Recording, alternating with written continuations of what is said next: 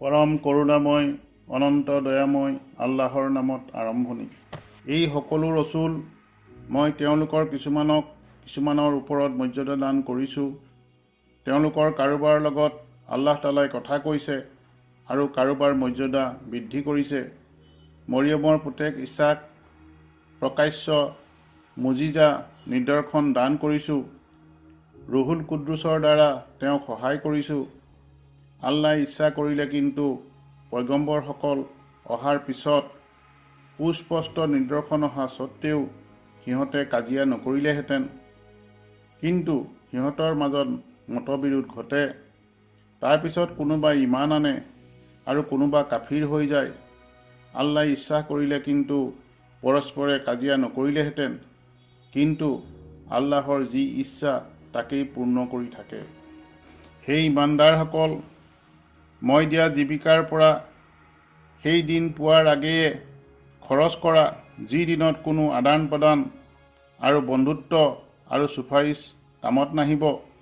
আৰু যিসকল কাফিৰ সিহঁতেই জালিম। আল্লাহ তেওঁৰ ব্যতীত কোনো মাবুদ নাই। তেওঁ চিৰঞ্জীৱ, সকলো সৃষ্টিক তিষ্টাই ৰাখিছে। তেওঁৰ কলাঘুমুটি আৰু টোপনি নধৰে। আকাশ আৰু পৃথিৱীত যিবোৰ আছে সকলোবোৰ তেওঁৰেই। তেওঁৰ অনুমতি নোহোৱাকৈ তেওঁৰ দৰবাৰত কোনে চুপাৰিচ কৰিব পাৰিব? আগত কি আছিল আৰু পিছত কি হ'ব সকলোবোৰ তেওঁ জানে। তেওঁ যি পৰিমাণে ইচ্ছা কৰে তৎব্যতীত তেওঁ জ্ঞানৰ পৰা কোনোৱে একো আয়ত্ত কৰিব নোৱাৰে। আকাশ আৰু পৃথিৱীৰ অৱকাশ তেওঁৰ সিংহাসনত। এইবোৰ ৰক্ষণাবেক্ষণে তেওঁক ভাগৰ নলগায় আৰু তেওঁ সকলোৰে ওপৰত মহিমাময়। ধৰ্মৰ ক্ষেত্ৰত বাধ্যবাধকতা নাই। কুপথৰ পৰা পৃথক হৈ গৈছে, তাত সন্দেহ নাই। এতেকে যিজনে তাগুতক শয়তানী শক্তি অমান্য কৰিছে আৰু আল্লাহ তালাৰ ওপৰত ঈমান আনিছে, সি নিঃসন্দেহে সুদৃঢ় হাত দৃঢ়ভাৱে ধৰিছে, যিটো ছিন্ন হৈ নাযায়। আল্লাহ তালা যে সকলো শুনে আৰু সকলো জানে। আল্লাহ তালা ইমানদাৰসকলৰ সহায়ক। তেওঁলোকক আন্ধাৰৰ পৰা পোহৰলৈ উলিয়াই আনে। আৰু যিসকল কাফিৰ, শয়তান সিহঁতৰ বন্ধু, সিহঁতে ইহঁতক পোহৰৰ পৰা আন্ধাৰলৈ আনে। সিহঁতেই দুজকবাসী, তাত চিৰকাল থাকিব। তুমি সেইজনৰ প্ৰতি লক্ষ্য কৰা নাইনে, যিজনে ইব্ৰাহিমৰ লগত তেওঁৰ প্ৰভুৰ বিষয়ে তৰ্ক কৰিছিল, কাৰণ আল্লাই তাক ৰাজত্ব দান কৰিছিল। যেতিয়া ইব্ৰাহিমে কৈছিল, মোৰ প্ৰভু সেইজন যিজনে জীৱিত কৰে আৰু মাৰে, সি ক'লে, ময়ো জীৱিত কৰোঁ আৰু মাৰোঁ। ইব্ৰাহিমে ক'লে, আল্লাইতো বেলিটোক পূব ফালৰ পৰা উদয় কৰে, তুমি বাৰু ইয়াক পশ্চিম ফালৰ পৰা উদয় কৰাচোন। তেতিয়া সেই কাফিৰজন কিং কৰ্তব্য বিমূঢ় হৈ গ'ল। প্ৰকৃততে আল্লাহ তালাই জালিমসকলক সুপথ নেদেখুৱায়। নাইবা তুমি সেইজনক দেখা নাইনে, যিজনে এখন বিধ্বস্ত নগৰ অতিক্ৰম কৰিছিল, যিখন তাৰ ছাদবোৰৰ ওপৰত পৰি আছিল। তেওঁ ক'লে, হায়, আল্লাহ তালাই ইয়াক মৃত্যুৰ পিছত কেনেকৈ জীৱিত কৰি তুলিব। তেতিয়া আল্লাহ তালাই তেওঁক 100 বছৰ মৃত অৱস্থাত ৰখাৰ পিছত আকৌ উঠাই ক'লে, কিমান দিন ইয়াত আছিলা? তেওঁ ক'লে, মইতো এদিন নাইবা এদিনতকৈ কম সময় ইয়াত আছিলোঁ। আল্লাই ক'লে, বৰং তুমি ইয়াত 100 বছৰ আছিলা। তুমি বাৰু তোমাৰ অহাৰ্য আৰু পনীয় বস্তুৰ পিনে চোৱাচোন, এইবোৰ নষ্ট হোৱা নাই। আৰু তোমাৰ গাধটোৰ পিনে চোৱাচোন। আৰু মই তোমাক মানুহৰ কাৰণে নমুনা কৰিব বিচাৰোঁ। আৰু তুমি হাড়বোৰৰ পিনে চোৱাচোন, মই কেনেকৈ সেইবোৰ একেলগ কৰোঁ আৰু সেইবোৰ মঙহেৰে আবৃত কৰোঁ। তাৰপিছত যেতিয়া তেওঁৰ সন্মুখত এই অৱস্থা প্ৰতিভাত হ'ল, তেওঁ কৈ উঠিল, মই জানো যে আল্লাই সকলোখিনি কৰিব পাৰে। আৰু যেতিয়া ইব্ৰাহিম আলাইহিছ ছালামে ক'লে, হে মোৰ প্ৰভু, তুমি মৃতকক কেনেকৈ জীৱিত কৰা মোক দেখুৱাই দিয়া। আল্লাহ তালাই ক'লে, তোমাৰ বিশ্বাস নাই। ইব্ৰাহিমে ক'লে, নিশ্চয় আছে, কিন্তু মনৰ সান্তনাৰ কাৰণে চাব বিচাৰিছোঁ। আল্লাই ক'লে, তেতিয়াহ'লে 4টা উৰন্ত চৰাই ধৰি অনা আৰু সিহঁতক তোমাৰ লগত ৰাখি পোহ মনাই লোৱা। তাৰপিছত সিহঁতৰ দেহৰ একোটা টুকুৰা একোটা পাহাৰৰ ওপৰত ৰাখা আৰু সিহঁতক মাতা। সিহঁত তোমাৰ ওচৰলৈ বেগাই আহিব আৰু জানি ৰাখা, নিশ্চয় আল্লাহ তাআলা সৰ্বশক্তিমান মহাজ্ঞানী। যিসকলে নিজৰ ধন ক্ষুধাৰ ৰাস্তাত খৰচ কৰে, তেওঁলোকৰ দৃষ্টান্ত এটি শস্যগুটিৰ নিচিনা, যাৰ পৰা গজে 7টা সীহ। প্ৰত্যেকটো সীহত থাকে 100টাকৈ গুটি, আৰু আল্লাই যাকে ইচ্ছা কৰে তাক বঢ়াই দিয়ে। আল্লাহ উদাৰ, দাতা, সৰ্বজ্ঞানী। যিসকলে নিজৰ ধন আল্লাহৰ ৰাস্তাত খৰচ কৰে আৰু খৰচ কৰাৰ পিছত অনুগ্ৰহ প্ৰকাশ নকৰে আৰু যতনাও নিদিয়ে, সিহঁতৰ প্ৰতিদান সিহঁতৰ প্ৰভুৰ ওচৰত বৰ্তমান আছে। সিহঁতৰ কোনো ভয় নাই আৰু সিহঁত অনুতপ্তও নহ'ব। মধুৰ নম্ৰ মাত আৰু ক্ষমা, পিছে মনত আঘাত দিয়া দানতকৈ শ্ৰেয়। আল্লাহ তাআলা কাৰো মুখাপেক্ষী নহয়, সহনশীল। অনুগ্ৰহ প্ৰকাশ কৰি যতনা দি তোমালোকৰ দান বিনষ্ট নকৰিবা। সেইজনৰ নিচিনা যিজনে লোকক দেখুৱাবলৈ খৰচ কৰে আৰু শেষ দিনৰ ওপৰত বিশ্বাস নকৰে। তাৰ দৃষ্টান্ত সেই পৰিষ্কাৰ পাথৰ সদৃশ, যাৰ ওপৰত মাটি, তাৰ পিছত তাৰ ওপৰত ধাৰাসাৰ বৰষুণ পৰে আৰু তাক একেবাৰে পৰিষ্কাৰ কৰি দিয়ে। নিজৰ উপাৰ্জনৰ কোনো ফল সিহঁতৰ হাতত নাহে, আৰু আল্লাহ তাআলাই কাফিৰসকলক সুপথ নেদেখুৱায়।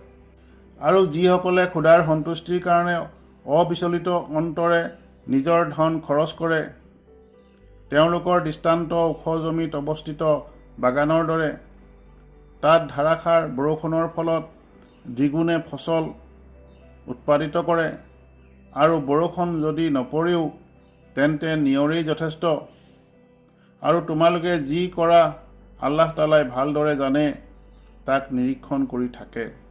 তোমালোকৰ কোনোবাই পচন্দ কৰিবনে যে তাৰ খজুৰ আৰু আঙুৰৰ এখন বাগান হয়, যাৰ তলেদি নিজৰা প্ৰবাহিত হয়? তাৰ কাৰণে তাত সকলো ধৰণৰ ফল আছে। তাৰ বাৰ্ধক্য আহি পালে অথচ তাৰ ল'ৰা ছোৱালী দুৰ্বল। এনে অৱস্থাত জুই ভৰা লো বতাহ আহি পৰে আৰু বাগানখনক পুৰি পেলায়। এইদৰে আল্লাহ তাআলাই নিদৰ্শন বৰ্ণনা কৰে, যাতে তোমালোকে বিবেচনা কৰি চোৱা। সেই ইমানদাৰসকল, তোমালোকৰ উপাৰ্জনৰ পৰা আৰু যি বস্তু মই তোমালোকৰ কাৰণে মাটিৰ পৰা উৎপন্ন কৰাই দিছোঁ, তাৰ পৰা পাক চাপ বস্তু খৰচ কৰা। তাৰ পৰা নিকৃষ্ট বস্তু খৰচ কৰাৰ সংকল্প নকৰিবা, যি তোমালোকে নিজেই চকু নজপোৱাকৈ গ্ৰহণ কৰাৰ কাৰণে প্ৰস্তুত নহ'বা। আৰু জানি ৰাখা, আল্লাহ তাআলা বেপেৰুৱা, তেওঁ সৰ্বগুণে জ্ঞানী। শয়তানে তোমালোকক অভাৱৰ ভয় দেখুৱায় আৰু অশ্লীলতাৰ নিৰ্দেশ দিয়ে, আৰু আল্লাহ তাআলাই তোমালোকক মাৰ্জনা আৰু অনুগ্ৰহৰ প্ৰতিশ্ৰুতি দিয়ে।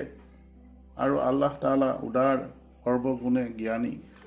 তেওঁ যাক ইচ্ছা কৰে সুবুদ্ধি দান কৰে, আৰু যিয়ে সুবুদ্ধি লাভ কৰিলে সি নিঃসন্দেহে বিৰাট সম্পদ লাভ কৰিলে। আৰু একমাত্ৰ সিহঁতেই উপদেশ গ্ৰহণ কৰে, যিসকল বুদ্ধিমান। আৰু তোমালোকে যি খাইৰাত কৰা বা কোনো মান্নাত মানা, আল্লাহ তাআলাই তাক নিঃসন্দেহে জানে, আৰু জালিমসকলৰ কোনো সহায়ক নাই। যদি প্ৰকাশ্য দান কৰা তেতিয়াহ'লে ভাল কথা, আৰু যদি তাক গোপনে কৰা আৰু দৰিদ্ৰসকলৰ ওচৰত পহুচাই দিয়া, তেতিয়াহ'লে সেইটো তোমালোকৰ কাৰণে অতি উত্তম, আৰু তোমালোকৰ কিছু পৰিমাণে পাপ মোচন কৰিব, আৰু আল্লাই তোমালোকৰ কাৰ্যকলাপ সম্পৰ্কে অৱহিত। সিহঁতক পোন পথত অনা তোমাৰ দায়িত্ব নহয়। আল্লাই যাক ইচ্ছা কৰে তাক পোন পথ দেখুৱায়। তোমালোকে যি খৰচ কৰিবা সেইটো তোমালোকৰ নিজৰ কাৰণেহে আৰু একমাত্ৰ আল্লাহৰ কৃপাদৃষ্টি লাভৰ কাৰণে খৰচ কৰিবা আৰু নিজৰ যিখিনি খৰচ কৰিবা তাৰ পূৰা প্ৰতিদান দিয়া হ'ব আৰু তোমালোকক অন্যায় কৰা নহ'ব। দান খাইৰাত দৰাচলতে সেইসকল অভাৱগ্ৰস্ত লোকৰ কাৰণে যিসকল আল্লাহৰ ৰাস্তাত অৱৰুদ্ধ হৈ আছে, দেশত চলা ফুৰা কৰিব নোৱাৰে, সিহঁতে মাগিবলৈ ইচ্ছা নকৰে বুলি নজনাবিলাকে সিহঁতক ধনী বুলি ভাবে। তুমি সিহঁতৰ চেহেৰা দেখি চিনিব পাৰিবা। সিহঁতে মানুহক আগুৰি ধৰি ভিক্ষা নিবিচাৰে আৰু তোমালোকে ভাল বস্তু যি খৰচ কৰিবা আল্লাহ তাক জানে। যিসকলে ৰাতিয়ে দিনে গোপনে প্ৰকাশ্য নিজৰ ধন খৰচ কৰে, সিহঁতৰ নিজৰ প্ৰভুৰ ওচৰত আছে সিহঁতৰ পুৰস্কাৰ। সিহঁতৰ কোনো ভয় নাই আৰু সিহঁতে অনুতাপো নকৰিব। যিসকলে সুদ খায়, সিহঁত কিয়ামতৰ দিনা শয়তানৰ স্পৰ্শত পগলা হোৱা ব্যক্তিৰ নিচিনা উঠিব। এই কাৰণে যে সিহঁতে কয় সুদ বেহা বেপাৰৰ নিচিনা, অথচ আল্লাহ তালাই বেহা বেপাৰ হালাল কৰি দিছে আৰু সুদ হাৰাম কৰি দিছে। এতেকে যিজনে তাৰ প্ৰভুৰ উপদেশ লাভ কৰি বিৰত থাকিল আৰু অতীতৰ যিখিনি তাৰ থাকি যাব আৰু তাৰ বেপাৰ আল্লাহৰ ওচৰত ৰৈ গ'ল, আৰু যিজনে আকৌ সুদ গ্ৰহণ কৰিব সিহঁতেই দোজখবাসী আৰু তাত চিৰদিন থাকিব। আল্লাহ তালাই সুদক নিপাত কৰে আৰু সৎকাক দানক বঢ়াই দিয়ে আৰু আল্লাহ তালাই কোনো অকৃতজ্ঞ আৰু পাপিষ্ঠক ভাল নাপায়।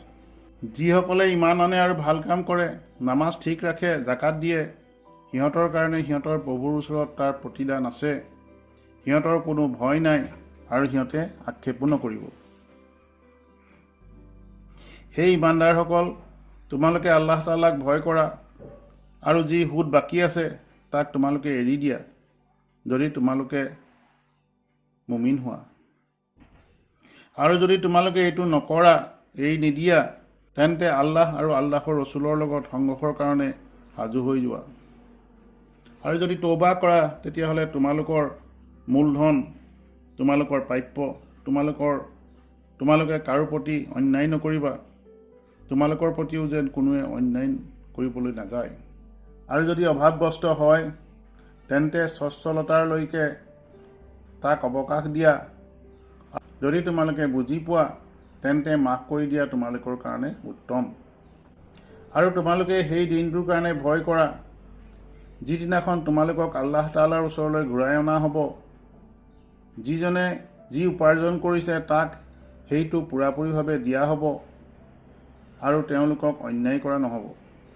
সেই ইমানদাৰসকল, যেতিয়া তোমালোকে নিজৰ মাজত নিৰ্দিষ্ট সময়লৈ লেনদেন কৰা, তেতিয়া তাক লিপিবদ্ধ কৰি লোৱা আৰু তোমালোকৰ মাজত কোনো লিখকে যেন ন্যায়সংগতভাৱে লিখি দিয়ে আৰু লিখকে যেন লিখি দিবলৈ অস্বীকাৰ নকৰে, বৰং যিদৰে আল্লাহে তাক শিকাইছে সিও যেন তেনেদৰে লিখি দিয়ে। আৰু যিজনে ধাৰ লয় সি যেন কৈ থাকে আৰু তাৰ প্ৰভু আল্লাহ তালাক ভয় কৰে আৰু ইয়াৰ পৰা যেন একো কম নকৰে। আৰু যদি ধাৰ লওঁতাজন বুদ্ধিহীন বা দুৰ্বল নাইবা কৈ থাকিবলৈ অক্ষম হয়, তেন্তে যেন তাৰ অভিভাৱকে ন্যায়সংগতভাৱে কৈ দিয়ে। আৰু দুজন মতা মানুহ সাক্ষী ৰাখিবা। দুইজন মতা মানুহ নেপালে এজন মতা আৰু দুজনী তিৰোতা সাক্ষী ৰাখিবা, যিসকলক তোমালোকে ভাল পোৱা, যাতে এজনীয়ে পাহৰিলে আনজনীয়ে স্মৰণ কৰাই দিয়ে। আৰু সাক্ষীয়ে যেন অস্বীকাৰ নকৰে যেতিয়া তাক মতা হয়। আৰু অলপ হওক বা বেছি হওক নিৰ্দিষ্ট সময়লৈকে লিখি থোৱাত অৱহেলা নকৰিবা। আল্লাহৰ ওচৰত এইটোৱে ন্যায়সংগত আৰু সাক্ষ্য সঠিককাৰী আৰু সন্দেহ নকৰাৰ নিকটতম ব্যৱস্থা। কিন্তু যদি আদান প্ৰদান তোমালোকে নিজৰ ভিতৰতেই হাতে হাতে হয়, তেন্তে ইয়াক লিপিবদ্ধ নকৰিলেও কোনো দুখ নাই। বেচা কিনাৰ সময়ত সাক্ষী কৰি ল'বা আৰু লক্ষ্য ৰাখিবা যাতে লিখকক আৰু সাক্ষীক অন্যায় কৰা নহয়। আৰু যদি তোমালোকে এনেকুৱা কৰা তেতিয়াহ'লে এইটো পাপৰ কাৰণ সন্দেহ নাই। আৰু আল্লাহ তালাক ভয় কৰি চলা, আৰু আল্লাহ তালাই তোমালোকক শিক্ষা দিয়ে, আৰু আল্লাহ তালাই সকলোবোৰ জানে। আৰু যদি তোমালোক ভ্ৰমণৰত অৱস্থাত থাকা আৰু লিখক নোপোৱা তেন্তে হাত বন্ধক ৰাখিবা। আৰু যদি এজনে আনজনক বিশ্বাস কৰে তেন্তে যাক বিশ্বাস কৰা হৈছে সি যে নিজৰ গচ্ছিত ধন পূৰাপূৰি আদায় কৰে আৰু তেওঁৰ ৰব আল্লাহক যেন ভয় কৰে। আৰু তোমালোকে সাক্ষ্য গোপন নকৰিবা, আৰু যিজনে সাক্ষ্য গোপন কৰে তাৰ অন্তৰ পাপিষ্ট, সন্দেহ নাই। আৰু আল্লাহ তাআলা তোমালোকৰ কাৰ্যকলাপ সম্পৰ্কে অৱহিত।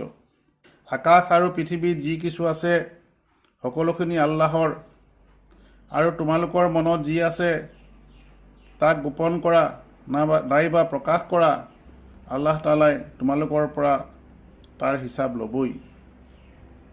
তাৰ পিছত যাকে ইচ্ছা ক্ষমা কৰিব আৰু যাকে ইচ্ছা শাস্তি দিব, আৰু আল্লাহ তাআলা সকলো বস্তুৰ ওপৰত সক্ষম ক্ষমতাবান।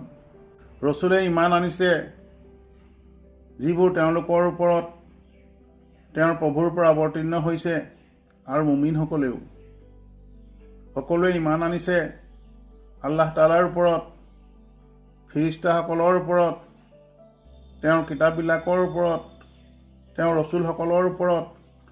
আৰু আমি তেওঁৰ ৰচুলসকলৰ মাজত পাৰ্থক্য নকৰোঁ। আৰু তেওঁলোকে কয়, আমি শুনিলোঁ, মানিলোঁ, আৰু হে আমাৰ প্ৰভু, তোমাৰ ওচৰত আমি মাৰ্জনা বিচাৰিছোঁ, আমি তোমাৰ ওচৰতে উভতি যাব লাগিব। আল্লাহ তাআলাই কাকো সাধ্যাতীত কষ্ট নিদিয়ে। সি যি সঞ্চয় কৰে সেইটোৱে পাব, আৰু যি বেয়া কৰে তাৰ ওপৰতেই পৰিব। হে আমাৰ প্ৰভু, আমি যদি ভুল কৰোঁ বা ক্ৰুটি কৰোঁ আমাক নধৰিবা। হে আমাৰ প্ৰভু, আমাৰ পূৰ্বৱৰ্তীসকলৰ ওপৰত যিদৰে দুৰ্বহ বোজা জাপি দিছিলা, আমাৰ ওপৰত তাক জাপি নিদিবা। হে আমাৰ প্ৰভু, আমি যি বোজা বহন কৰিব নোৱাৰোঁ তাক আমাক বহন কৰিবলৈ নিদিবা, আৰু আমাক ক্ষমা কৰা, মাৰ্জনা কৰা, ৰহম কৰা। তুমি যে আমাৰ প্ৰভু, কাফিৰসকলৰ বিৰুদ্ধে আমাক সহায় কৰা।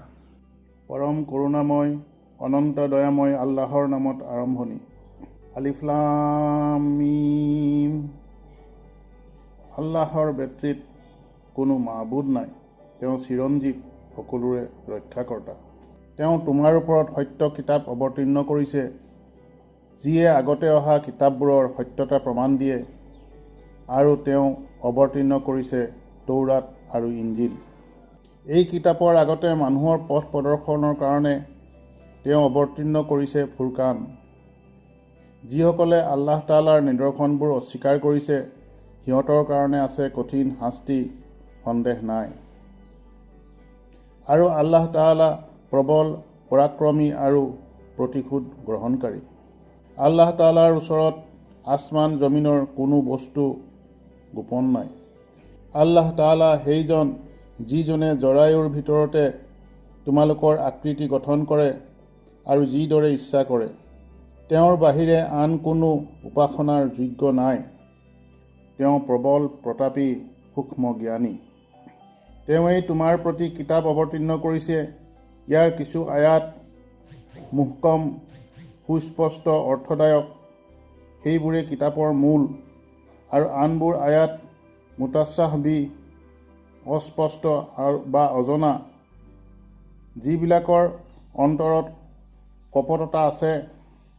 তেওঁলোকে ফিতনা, বিৰোধ সৃষ্টি কৰাৰ আৰু অৰ্থ নিৰ্ধাৰণ কৰাৰ বাবে মুতাশ্বাবিহাতৰ পিছ লয়, অথচ এইবোৰৰ অৰ্থ আল্লাহৰ বাহিৰে কোনেও নাজানে।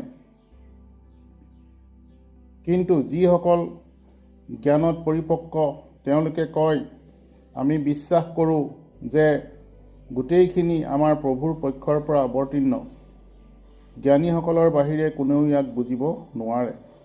হে আল্লাহ, তুমি যি হেদায়ত আমাক দান কৰিছা, আমাৰ অন্তৰখন তাৰ পৰা ঘূৰাই নিদিবা আৰু তোমাৰ নিজৰ পৰা আমাক ৰহমত দান কৰা।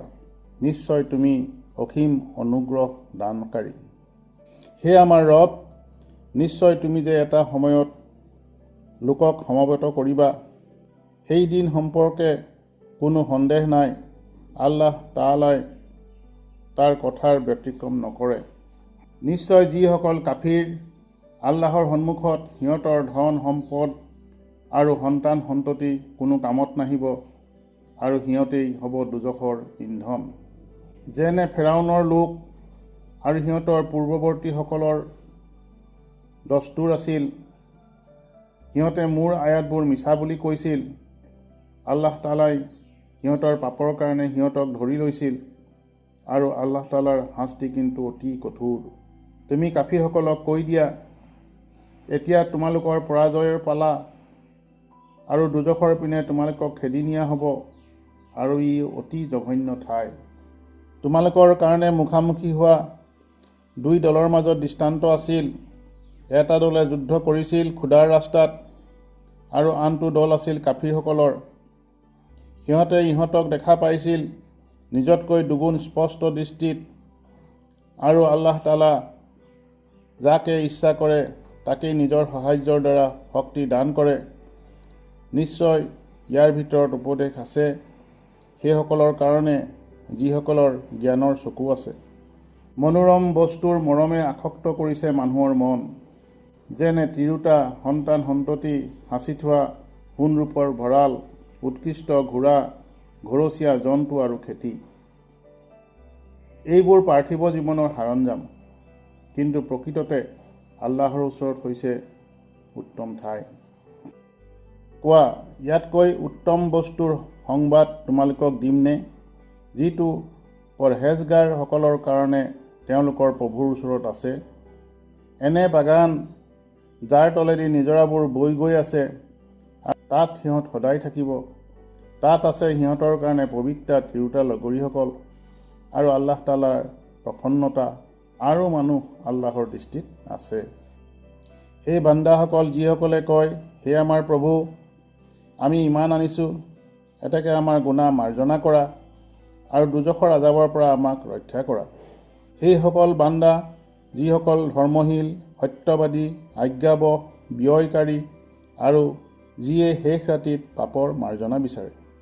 আল্লাহ তাআলাই সাক্ষী, তেওঁৰ বাহিৰে আন কোনো উপাসনাৰ যোগ্য নাই, আৰু ফিৰিষ্টা আৰু জ্ঞানী সকলো সাক্ষী, তেওঁ ন্যায় বিচাৰক, তেওঁৰ বাহিৰে আন কোনো উপাসনাৰ যোগ্য নাই, তেওঁ প্ৰবল পৰাক্ৰমী মহাজ্ঞানী। আল্লাহৰ ওচৰত ইছলামেই একমাত্ৰ দিন, আৰু কিতাপ পোৱা লোকসকলে জানি বুজি নিজৰ হিংসাৰ বশীভূত হৈ বিৰোধী হৈছে, আৰু যিসকলে আল্লাহ তাআলাৰ নিৰ্দেশবোৰ অস্বীকাৰ কৰে তেওঁলোকৰ হিচাপ আল্লাহ তাআলাই খৰকৈ ল'ব। তথাপিও যদি তোমাৰ লগত সিহঁতে তৰ্ক কৰে, তেন্তে কোৱা, মই নিজকে আল্লাহ তাআলাৰ অনুগত কৰিছোঁ, আৰু মোৰ লগত যিসকল আছে তেওঁলোকেও, আৰু কিতাপ পোৱা লোকসকল আৰু নিৰক্ষৰসকলক কৈ দিয়া, তোমালোকে কি অনুগত হৈছা? যদি সিহঁত অনুগত হয়, তেন্তে সিহঁতে সুপথ পাব, আৰু যদি মুখ ঘূৰাই লয়, তেন্তে তোমাৰ দায়িত্ব মাত্ৰ পহুচাই দিয়া, আৰু বান্দাসকল আল্লাহৰ নজৰত আছে। যিসকলে খোদাৰ নিদৰ্শনবোৰ অস্বীকাৰ কৰে আৰু পয়গম্বৰসকলক অন্যায়ভাৱে হত্যা কৰে, আৰু যি লোকসকলে ন্যায়ৰ নিৰ্দেশ দিয়ে তেওঁলোকক হত্যা কৰে, সিহঁতক মৰ্মান্তিক শাস্তিৰ সুসংবাদ দিয়া। ইহঁতেই সেইসকল লোক যিসকলৰ দুনিয়া আখিৰাতৰ আমল বিনষ্ট হৈ গৈছে, আৰু তেওঁলোকৰ কোনো সাহায্যকাৰী নাই। তুমি সিহঁতৰ প্ৰতি লক্ষ্য কৰা নাইনে, যিসকলক কিতাপৰ কিছু অংশ দিয়া হৈছিল? সিহঁতক আল্লাহ তাআলাৰ কিতাপৰ পিনে আহ্বান কৰা হৈছে, যাতে সিহঁতৰ মাজত এইটোৱেই মীমাংসা কৰি দিয়ে ইয়াৰ পিছত এটা দলে ইয়াক উপেক্ষা কৰি মুখ ঘূৰাই লয়। ইয়াৰ কাৰণ সিহঁতে কয়, অলপ দিনৰ বাহিৰত আমাক জুয়ে স্পৰ্শ নকৰিব, আৰু সিহঁতৰ নিজৰ জাল কৰা কথাই সিহঁতক ধৰ্মৰ ক্ষেত্ৰত বিভ্ৰান্ত কৰিছে। গতিকে সিহঁতৰ কি অৱস্থা হ'ব, যেতিয়া মই সিহঁতক একলগ কৰিম এনেকুৱা দিনত, যি দিনত সন্দেহ নাই, আৰু প্ৰত্যেককে নিজৰ নিজৰ উপাৰ্জনৰ ফল পূৰাপূৰিভাৱে দিয়া হ'ব, আৰু কাৰো অন্যায় কৰা নহ'ব।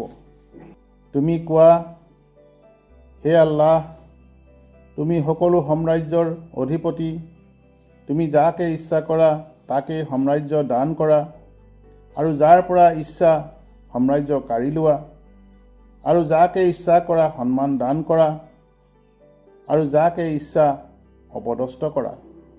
সকলো কল্যাণ তোমাৰ হাতত, তুমি সকলো বস্তুৰ ওপৰত ক্ষমতাৱান। তুমি ৰাতিক দিন আৰু দিনক ৰাতিত প্ৰবিষ্ট কৰা, আৰু মৃতকৰ পৰা জীৱিতক আৰু জীৱিতৰ পৰা মৃতক উলিয়াই আনা, আৰু যাকে ইচ্ছা কৰা অপৰিমিত জীৱিকা দান কৰা। মুছলমানসকলে মুছলমানসকলৰ বাহিৰে কাফিৰবিলাকক বন্ধু কৰি নলয় যেন, আৰু যিয়ে এইটো কৰিব তাৰ আল্লাহৰ লগত কোনো সম্পৰ্ক নাই, কিন্তু সিহঁতৰ পৰা আত্মৰক্ষাৰ ক্ষেত্ৰত কোনো বাধা নাই। আল্লাহ তাআলাই তোমালোকক নিজৰ ভয় দেখুৱাইছে, আৰু আল্লাহৰ পিনেই তোমালোকৰ প্ৰত্যাৱৰ্তন। তোমালোকে তোমালোকৰ মনৰ কথা গোপন কৰা নাইবা প্ৰকাশ কৰা, আল্লাহ তাআলাই কিন্তু সেইটো জানে। আসমান জমিনত যি কিছু আছে তেওঁ জানে, তেওঁৰ সকলো বস্তুৰ ওপৰত ক্ষমতাৱান। যিদিনা যিয়ে যি কিছু পুণ্য কৰিছে চকুৰ আগত দেখিবলৈ পাব, আৰু যি কিছু পাপ কৰিছে সেইটো কামনা কৰিব, যদি মোৰ আৰু ইয়াৰ মাজত বহুত ব্যৱধান ঘটিলেহেঁতেন। আল্লাই কিন্তু তোমালোকক নিজৰ ভয় দেখুৱাই আছে। আল্লাহ যে বান্দাসকলৰ প্ৰতি অতীব সদয়। তুমি কোৱা, যদি তোমালোকে আল্লাহ তাআলাক ভাল পোৱা তেন্তে মোক অনুসৰণ কৰা। আল্লাহ তাআলাই তোমালোকক ভাল পাব, আৰু তোমালোকৰ পাপ মাৰ্জনা কৰিব। আল্লাহ যে অতি মাৰ্জনা প্ৰিয় দয়ালু।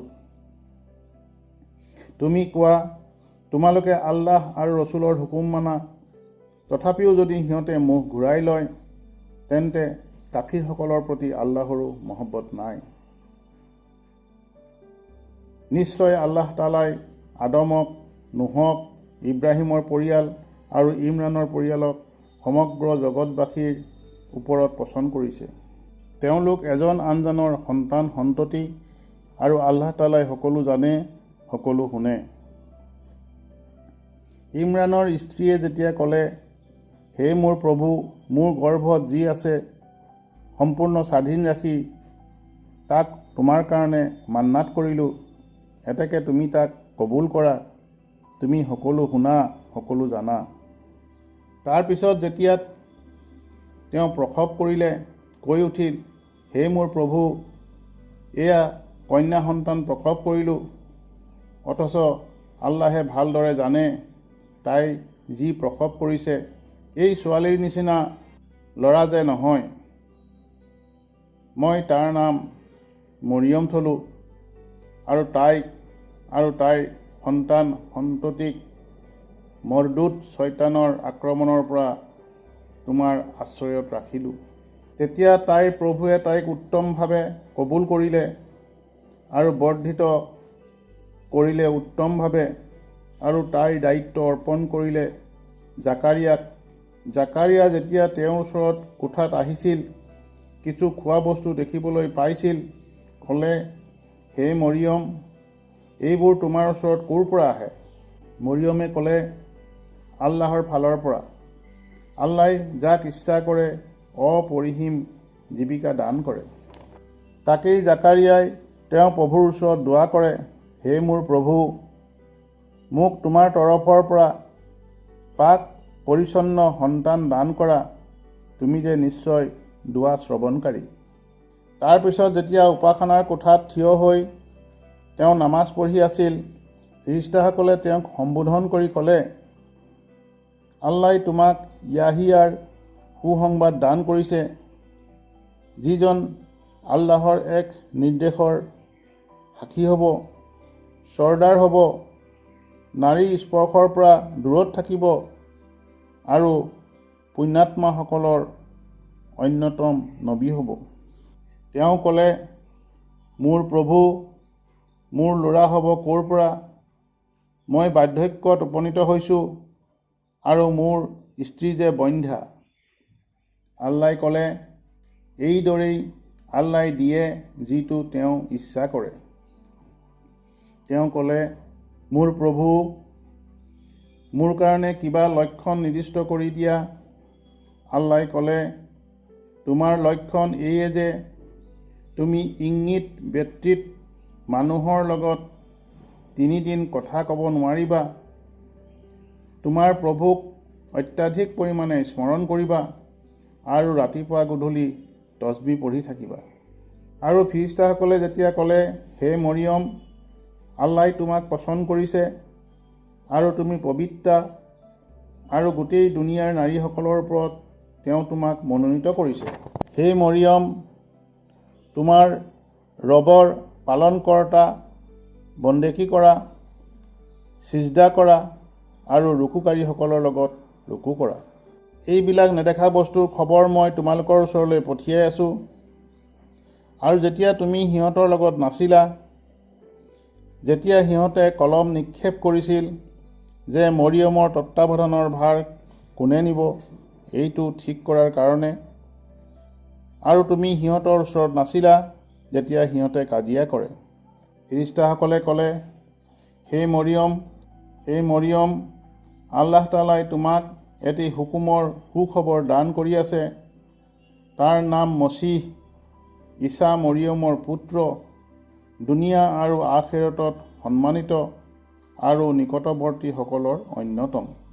আৰু মাকৰ কোলাত থকা অৱস্থাত মানুহৰ লগত কথা ক'ব আৰু পৰিণত বয়সতো, আৰু তেওঁ পুণ্যাত্মাবানসকলৰ অন্তৰ্ভুক্ত হ'ব। মৰিয়মে ক'লে, হে মোৰ ৰব, মোৰ সন্তান ক'ৰ পৰা? মোকতো কোনো ব্যক্তিয়ে স্পৰ্শ কৰা নাই। আল্লাই ক'লে, এই ধৰণেই আল্লাই যি ইচ্ছা কৰে সৃষ্টি কৰি থাকে। যেতিয়া কোনো কাম কৰিব বিচাৰে তাক কয়, হৈ যোৱা, আৰু সেইটো হৈ যায়। আৰু তাক কিতাপ, হিকমত, তৌৰাত আৰু ইঞ্জিল শিক্ষা দিব। বনি ইছৰাইলৰ ওচৰত পয়গম্বৰ হিচাপে পঠাব। তেওঁ ক'ব, মই তোমালোকৰ প্ৰতি তোমালোকৰ প্ৰভুৰ তৰফৰ পৰা নিৰ্দেশনাদি লৈ আহিছোঁ। মই মাটিৰ দ্বাৰা চৰাই আকৃতি তৈয়াৰ কৰি তাত মই ফু দিওঁ, ফলত আল্লাহ তাআলাৰ হুকুমত ই উৰন্ত চৰাই হৈ যায়, আৰু জন্মান্ধ আৰু কুষ্ঠ ৰোগীক আৰোগ্য কৰোঁ, আৰু মৃতক জীৱিত কৰি দিওঁ আল্লাহৰ হুকুমত। আৰু তোমালোকে যি খোৱা আৰু ঘৰত যি সাঁচি থোৱা ক'ব পাৰোঁ। ইয়াত তোমালোকৰ কাৰণে নিদৰ্শন আছে, যদি তোমালোক মুমিন হোৱা। আমাৰ আগত অহা কিতাপ তৌৰাতৰ সত্যতা প্ৰমাণ দিবলৈ আৰু তোমালোকৰ ওপৰত যিবোৰ হাৰাম আছিল তাৰে কিছুমান হালাল কৰিবলৈ তোমালোকৰ প্ৰভুৰ তৰফৰ পৰা নিদৰ্শন লৈ আহিছোঁ। এতেকে আল্লাহ তাআলাক ভয় কৰা আৰু মোৰ কথা মানি চলা। নিশ্চয় আল্লাহ মোৰ আৰু তোমালোকৰ প্ৰভু, এতেকে তেওঁক বন্দেগী কৰা, ইয়েই পোনবাদ। অৱশেষত যেতিয়া ঈসা আলাইহিছ সালামে বনি ইছৰাইলৰ কুফুৰি জানিব পাৰিলে, ক'লে, এনেকুৱা কোন আছা যে মোক আল্লাহৰ ৰাস্তাত সহায় কৰিবা? শিষ্যসকলে ক'লে, আমি আছোঁ আল্লাহৰ সাহায্যৰ কাৰণে। আমি আল্লাহ তাআলাত বিশ্বাস কৰিছোঁ আৰু তুমি সাক্ষী থাকা যে আমি তেওঁৰ হুকুম মানিছোঁ। হে আমাৰ ৰব, তুমি যি কিছু অৱতীৰ্ণ কৰিছা আমি তাত বিশ্বাস কৰিছোঁ আৰু ৰচুলৰ অনুগত হৈছোঁ। এতেকে তোমাক যিসকলে মানিছে তেওঁলোকৰ লগত লিখি লোৱা চামিল কৰা। আৰু সিহঁতে চক্ৰান্ত কৰিলে আৰু আল্লাহ তাআলায়ো কৌশল কৰিলে, কিন্তু আল্লাহ তাআলাৰ কৌশল সকলো চক্ৰান্তকাৰীতকৈ শ্ৰেষ্ঠ। আল্লাহ যেতিয়া ক'লে, হে ঈসা, তোমাক লৈ যাম আৰু তোমাক মোৰ ওচৰত উঠাই আনিম আৰু তোমাক কাফিৰসকলৰ মাজৰ পৰা উদ্ধাৰ কৰিম আৰু কাফিৰসকলৰ ওপৰত তোমাৰ অনুগামীসকলক কিয়ামতৰ দিনলৈকে আধিপত্য দিম। মোৰ ওচৰতেই তোমালোকৰ প্ৰত্যাৱৰ্তন, তেতিয়া মই তোমালোকৰ বিতৰ্কৰ বিষয়ে মীমাংসা কৰি দিম। এতেকে যিসকল কাফিৰ হৈছে সিহঁতক মই দুনিয়া আৰু আখিৰাতত কঠোৰ শাস্তি দিম আৰু সিহঁতৰ কোনো সহায়কাৰী নাথাকিব। আৰু যিসকলে ইমান আনিছে আৰু ভাল কাম কৰিছে সিহঁতক সিহঁতৰ পূৰাপূৰি প্ৰতিদান দিম আৰু আল্লাহ তাআলাই জালিমসকলক পছন্দ কৰে। মই তোমাক পঢ়ি শুনাইছোঁ এই আয়াতসমূহ আৰু সঠিক বৰ্ণনা। ঈসা আলাইহিস সালামৰ দৃষ্টান্ত আল্লাহৰ ওচৰত আদমৰ দৃষ্টান্ত সদৃশ, তাত সন্দেহ নাই। তাক তেওঁ মাটিৰ পৰা সৃজন কৰিছিল, তাৰ পিছত ইয়াক কৈছিল হৈ যা, আৰু ই হৈ গৈছিল। তোমাৰ প্ৰভুৰ পৰা সত্য আহিছে, এতেকে তুমি সন্দেহকাৰী নহবা। এতেকে তোমাৰ ওচৰত সত্য সংবাদ অহাৰ পিছতো যদি এই বিষয়ে তৰ্ক কৰে, তেন্তে তুমি কোৱা, আহা আমাৰ ল'ৰাবিলাক আৰু তোমালোকৰ ল'ৰাবিলাক, আমাৰ তিৰোতাসকল আৰু তোমালোকৰ তিৰোতাসকল, আমি নিজে আৰু তোমালোকে নিজে একেলগ হওঁ আৰু মিনতি কৰোঁ, আৰু যিসকল মিঠা সিহঁতৰ ওপৰত আল্লাহৰ অভিশাপ আহ্বান কৰোঁ। এইটোৱে সঠিক বৰ্ণনা, তাত কোনো সন্দেহ নাই। আৰু আল্লাহ তাআলাৰ বাহিৰে আন কোনো উপাসনাৰ যোগ্য নাই। আৰু আল্লাহ তাআলা পৰম শক্তিশালী আৰু সূক্ষ্ম জ্ঞানী। কিন্তু সিহঁতে যদি পিঠি দিয়ে, তেন্তে আল্লাহ তাআলাই দুৰ্বৃত্তসকলক ভালদৰে জানে, সন্দেহ নাই। তুমি কৈ দিয়া, সেই কিতাপ পোৱা লোকসকল, তোমালোকে এনেকুৱা এটা কথালৈ আহা যিটো তোমালোকৰ আৰু আমাৰ মাজত সমান। আমি আল্লাহৰ বাহিৰে আন কাৰো যেন ইবাদত নকৰোঁ, আন কাকো তেওঁৰ লগত যেন সমকক্ষ শৰীক নকৰোঁ। কোনোৱে যেন আল্লাহৰ বাহিৰে কাকো প্ৰভু কৰিবলৈ নাযায়। তাৰ পিছতো যদি সিহঁতে এই কথা নামানে, তেন্তে তোমালোকে কৈ দিয়া, আমিতো আল্লাহৰ হুকুমৰেই অনুগত। এই কথাৰ তোমালোক সাক্ষী থাকিবা। হে কিতাপধাৰীসকল, তোমালোকে ইব্ৰাহিমৰ বিষয়ে যি তৰ্ক কৰি আছা, অথচ তৌৰাত আৰু ইঞ্জিল তেওঁৰ পিছত অৱতীৰ্ণ হৈছে, তোমালোকে নুবুজানে? শুনা, তোমালোকৰ যি বিষয়ে জ্ঞান আছিল সেই বিষয়ে তৰ্ক কৰিছা। এতেকে যি বিষয়ে জ্ঞান নাই সেই বিষয়ে এতিয়া কিয় তৰ্ক কৰি আছা? আল্লাহ তাআলাই জানে, তোমালোকে নাজানা। ইব্ৰাহিম ইহুদী নাছিল আৰু খ্ৰীষ্টানো নাছিল। তেওঁ কিন্তু আছিল অটল বিশ্বাসী আৰু আজ্ঞাবহ, আৰু তেওঁ মুশ্ৰিক নাছিল।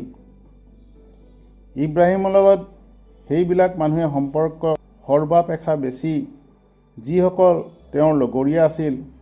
আৰু এই নবী আৰু মুমিনসকল, আল্লাহ কিন্তু মুমিনসকলৰ সহায়ক। কোনো কিতাপ পোৱা লোকৰ একান্ত কামনা যাতে তোমালোকক বিপথগামী কৰিব পাৰে, কিন্তু সিহঁতে নিজকেই বিপথগামী কৰি আছে, কিন্তু সিহঁতে বুজিব পৰা নাই। সেই কিতাপ পোৱা লোকসকল, তোমালোকে আল্লাহ তাআলাৰ কালামক অমান্য কিয় কৰিছা, অথচ তোমালোকে নিজেই তাক স্বীকাৰ কৰা। সেই কিতাপ পোৱা লোকসকল, সত্য অসত্য কিয় মিহলাই থাকা আৰু সত্যক গোপন কৰা, অথচ তোমালোকে জানা। কিতাপ পোৱা লোকসকলৰ কোনোৱে কয়, মুছলমানসকলৰ প্ৰতি যি অৱতীৰ্ণ হৈছে, আগবেলা তাক মানি চলা আৰু পিছবেলা তাক অস্বীকাৰ কৰা, হয়তো সিহঁতে ঘূৰিব পাৰে। আৰু তোমালোকৰ ধৰ্ম যিজনে মানি চলে তাৰ বাহিৰে কাকো নামানিবা। তুমি কৈ দিয়া, আল্লাই যি হেদায়ত দিয়ে সেইটোৱে আচল হেদায়ত। তোমালোকে যি পাইছা আনে কিয় সেইটো পাই গ'ল, নাইবা সিহঁতে তোমালোকৰ প্ৰভুৰ ওচৰত কিয় প্ৰাধান্য লাভ কৰিব। এইবিলাকেই তোমালোকৰ এই কামৰ মূলতঃ। তুমি কৈ দিয়া, সকলো অনুগ্ৰহ আল্লাহ তাআলাৰ হাতত। যাকে ইচ্ছা কৰে অনুগ্ৰহ কৰে, আৰু আল্লাহ তাআলা প্ৰশস্ত হস্ত, সকলো অৱহিত। তেওঁ যাকে ইচ্ছা কৰে বিশেষ অনুগ্ৰহৰে ধন্য কৰে, আৰু আল্লাহ তাআলা অসীম দয়াৰ অধিকাৰী। আৰু কিতাপ পোৱা লোকসকলৰ ভিতৰত এনেকুৱা কোনো লোক আছে, যদি তেওঁৰ ওচৰত অগাধ সম্পদ আমানত থোৱা হয়, তেন্তে তেওঁ এইটো তোমাক আদায় কৰি দিব। আৰু কোনো লোক এনেকুৱা আছে, যদি সিহঁতৰ ওচৰত এটি সোণৰ মুদ্ৰা জমা থোৱা হয়, সিহঁতে ইয়াক আদায় নকৰিব যেতিয়ালৈকে তুমি মূৰৰ ওপৰত থিয় হৈ নাথাকা। ইয়াৰ কাৰণ সিহঁতে কয়, এই উম্মী নিৰক্ষৰ লোকসকলৰ প্ৰাপ্য আত্মসাৎ কৰিলে কোনো পাপ নাই। সিহঁতে জানি শুনি আল্লাহ তাআলাৰ সম্পৰ্কে মিছা কথা কয়। অৱশ্যে যিসকলে সিহঁতৰ অংগীকাৰ পূৰা কৰিছে আৰু সিহঁতে আল্লাহ তাআলাক ভয় কৰে, আল্লাহ তাআলাই পৰহেজগাৰসকলক ভাল পায়।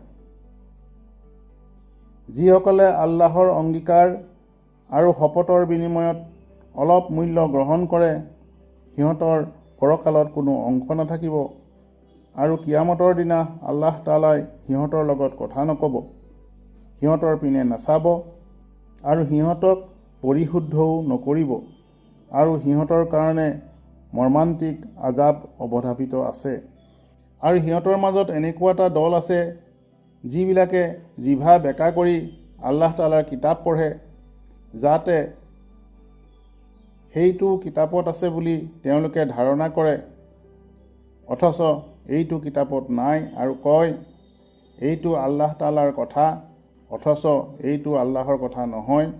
দৰাচলতে সিহঁতে জানি শুনি আল্লাহৰ সম্পৰ্কে মিছা কয়। আল্লাই যাক কিতাপ, হিকমত আৰু নবুৱত দিছে, এনেকুৱা মানুহৰ কাম নহয় যে সি ক'ব, তোমালোকে আল্লাহ তাআলাক বাদ দি মোৰ উপাসক হোৱা, বৰং তোমালোকে যিদৰে কিতাপ শিক্ষা দি আছিলা আৰু নিজেও পঢ়ি আছিলা, সেইদৰে তোমালোকে খোদাভক্ত হোৱা। এইটো ক'বলৈ নাযায় যে তোমালোকে ফিৰিষ্টা আৰু পয়গম্বৰসকলক মাবুদ উপাস্য কৰি লোৱা। তোমালোক মুছলমান হোৱাৰ পিছতো কি তোমালোকক তেওঁ কুফুৰি শিক্ষা দিব?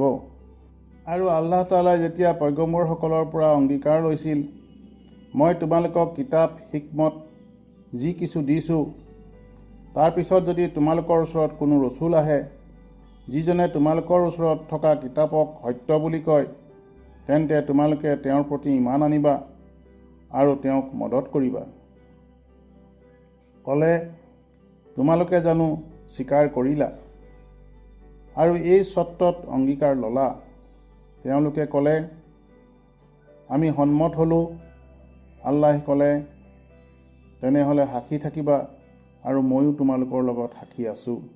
তাৰ পিছতে যিবিলাকে ঘূৰি যায় সিহঁতে অবাধ্য। তেন্তে সিহঁতে আল্লাহৰ দিনৰ বাহিৰে আন ধৰ্ম বিচাৰেনে? অথচ আসমান জমিনত যি আছে, সকলোৱে স্বেচ্ছাই বা অনিচ্ছাই তেওঁৰে আজ্ঞা হৈ আছে, আৰু তেওঁৰে ওচৰলৈ প্ৰত্যাৱৰ্তন কৰিব।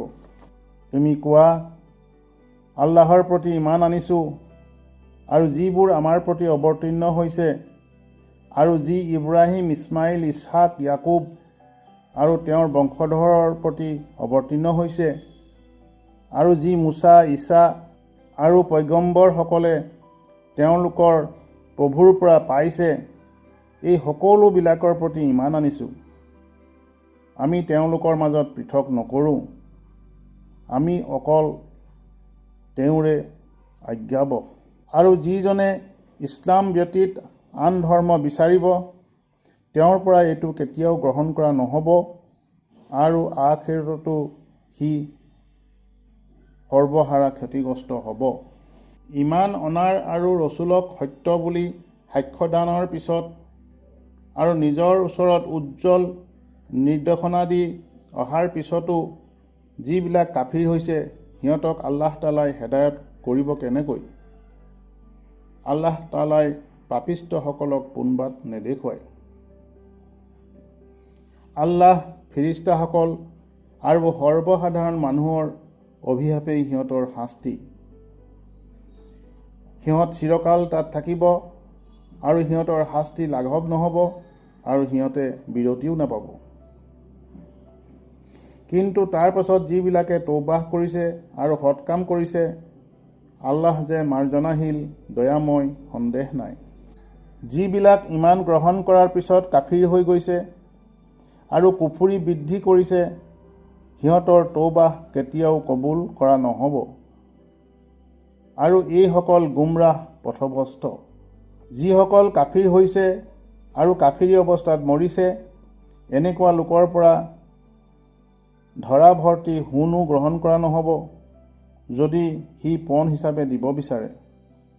এওঁবিলাকৰ কাৰণে আছে মৰ্মান্তিক আজাব, আৰু এইবিলাকৰ কোনো সাহায্যকাৰীও নাই।